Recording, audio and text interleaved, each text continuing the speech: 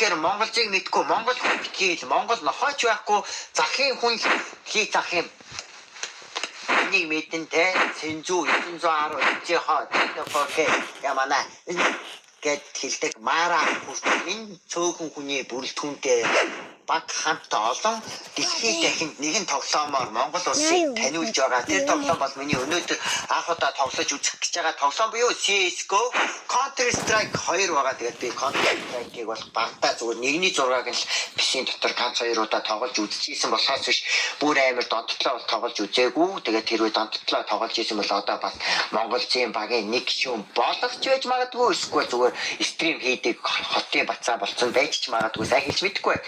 Тэгээд ямар тач энэ удаагийн бичлэгээ дуустлаа хамт байгаарай. Тэгээд өнөөдрийн бичлэгээр анх удаа Counter Strike тоглоод хэр тоглох нь вэ? Тэ эсвэл бүр нэг амар доошоо орох нь эсвэл бүр амар халаад ингээд бүр Монголын баг нэгтгэх хэмжээний тоглох нь үгүй юу гэдэг бүгдээрээ хамтдаа харцгаая. Тэгээд бичлэгээ дуустлаа хамт байгаарай. Бичлэгээ хийх юм бол лайк болоо subscribe дахиад битгий мартаа. Тэгээд шууд тоглоом руугаа орцгоё.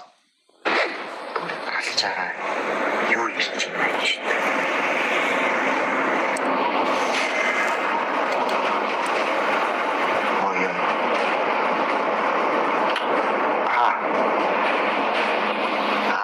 Раунд вин нэ.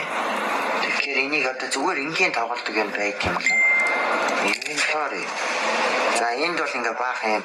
Оо яасан юм. Юмнууд нэ.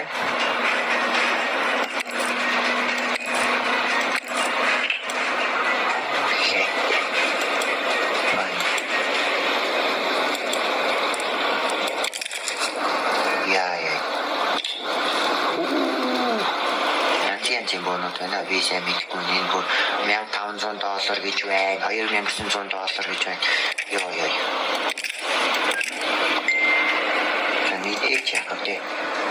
За энэ Dust 2 Anubis, Vertigo, Inferno одоо манай тоглогчдын тоглоод идэх газрууд нь харагдаж байна л та. Би бол яг ямар байшил дээр те